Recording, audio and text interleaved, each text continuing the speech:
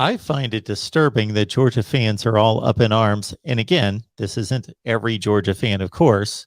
All fan bases have their logical fans, their delusional fans, all those things, ignorant and knowledgeable and so forth. But I from what I'm hearing secondhand, but also seeing firsthand, is that Georgia fans are upset that JT Daniels decided to go into the transfer portal, and they directly relate that to Stetson Bennett, his knowledge of Stetson Bennett wanting to come back, and they're mad that Stetson Bennett is coming back because they don't believe that he is good enough. Dare I say this, 12 days after the national championship game to win the national championship, I guess. I don't know why they can't be happy with winning a national championship and actually be happy with him coming back. Did they not watch the game? Did they not watch when they held the trophy up?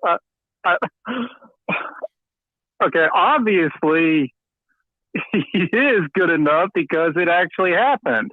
I'm not saying he's, Trevor Lawrence or something. Exactly. But, I posted a video and I gave him.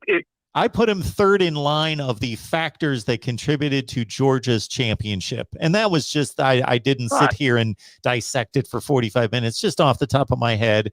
Defense number 1, offensive line number 2, Stetson Bennett number 3. Right. It just goes to show, yes, if you have a superstar quarterback, maybe that tips the scales and you don't have to be elite everywhere else in your team. But if you flip that around and you are elite everywhere else in your team, then you don't need, a hot shot quarterback. That was conclusively proven this year. If Georgia had managed to eke out a field goal win at the last second or something and won it, then maybe I can sort of see an argument. But they didn't. They won very handily in embarrassing fashion in the last 2 minutes of the game, honestly. Well, I thought it was a very close game. Nick was trying to do with that. But the college football playoff era has shown us that, yes, there's a decided advantage to having an elite quarterback, Joe Burrow, Trevor Lawrence, etc., Mac Jones. But Cardell Jones has won the national championship. Jake Coker's won the national championship, and now Stetson Bennett has won the national championship. And by the way, the Jake Coker one was sort of, you can easily make an argument that was sort of in this RPO age. That wasn't that people excused the Greg McElroy championship because that was back during a time when offenses, the high-powered, specifically the up-tempo offense had not been invented yet. So they just kind of hand-waved that one. Then there's an argument of whether or not just how good or elite A.J. McCarron was. I'm of the opinion that he was a very good quarterback and could start for a lot of teams now, but I think I'm in the minority of that. But Jake Coker went up against a guy like Deshaun Watson, and he won a national title. Stetson Bennett just went up against Bryce Young and won a national title. So I don't really know what Georgia fans have to be upset about, other than the fact that their record is somewhat blemished because they're 1-1 against Alabama.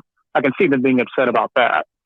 But I also think that there's still not a complete trust in Kirby Smart. So if this was going on at Alabama, sure, there would be some semblance of fans somewhere that would be upset and say, this guy's a walk-on 3-star. We don't want him.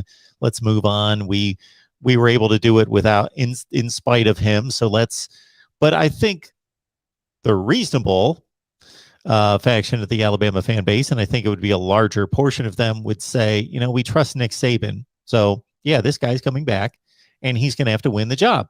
And if he's the best quarterback in camp, he's going to win the job.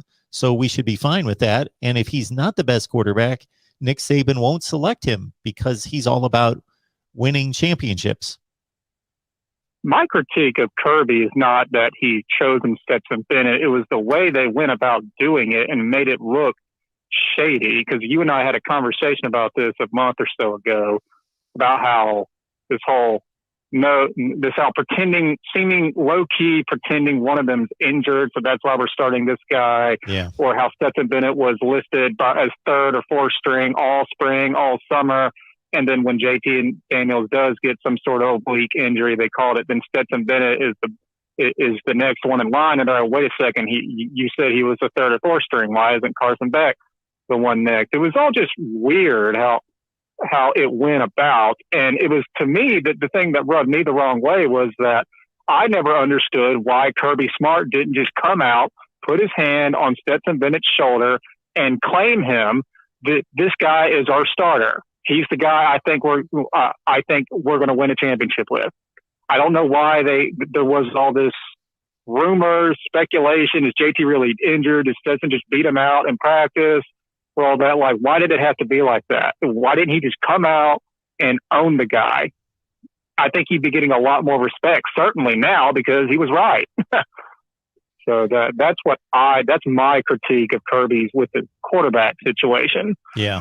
But well, anyway, let's move on to Well, if I could make one quick point, I would just say that I don't trust enough fans' ability to watch and evaluate players, that if we strip the names off the jerseys and we strip the 5-star and 3-star labels off the two and just said, watch these two dudes play, we're going to show you every pass in their collegiate careers, who's better, they would have any idea who they would select between the two.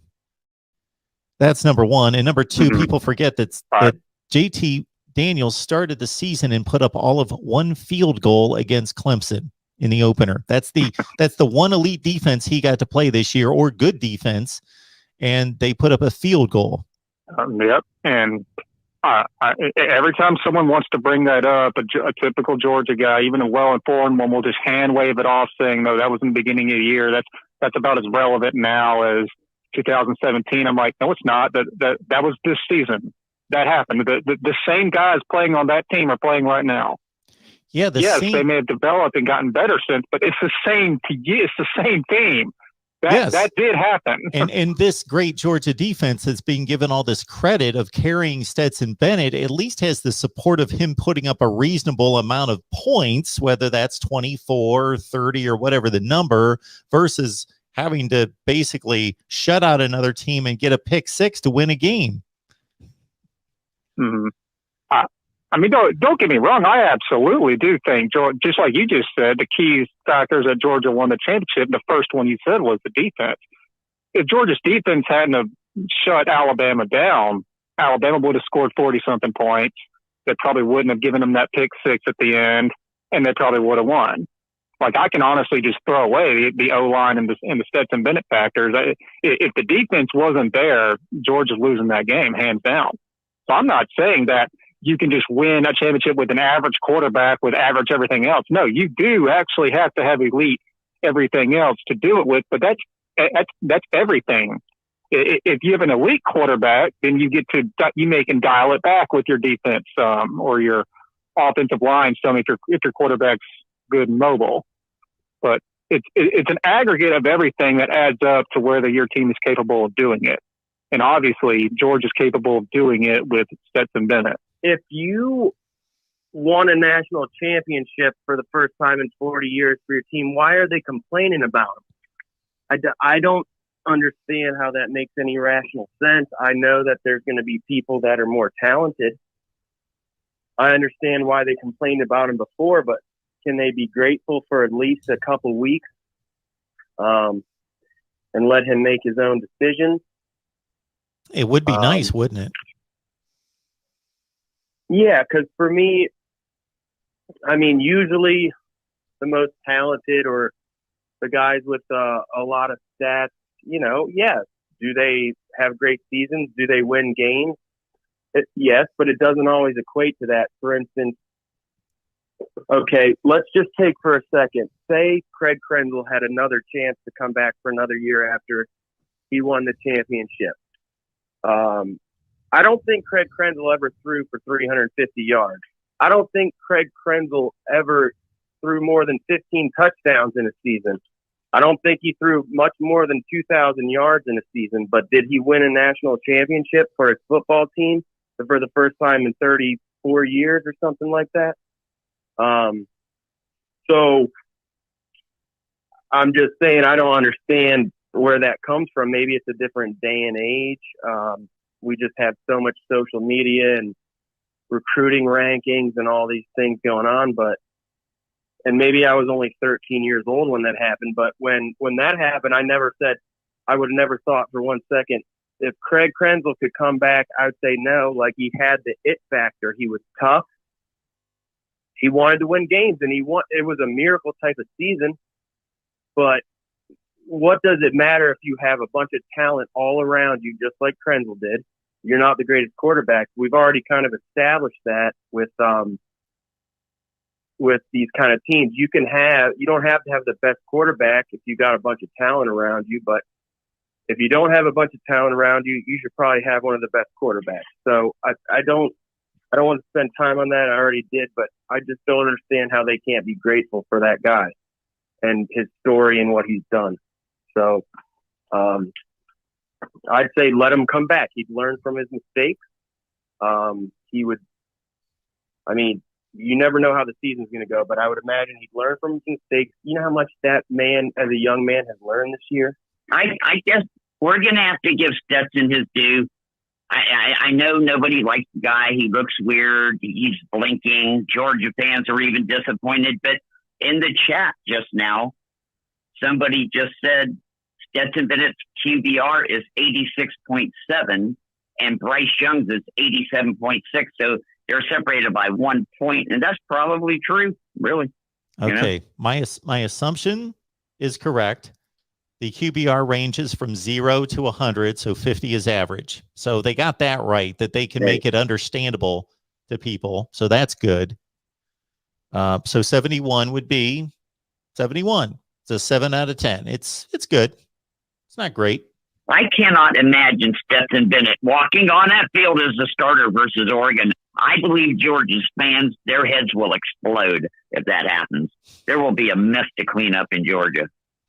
They better fucking start one of those 5 stars, man. I don't know what it is about Stetson, man. He's got his national title ring. He's fulfilled his childhood dream. I think he's going to be the quarterback coach now, on the field kind of guy. I think he's loyal to the university, and I just can't see it. Everybody wants to see a Baker Mayfield out there or Joe Burrow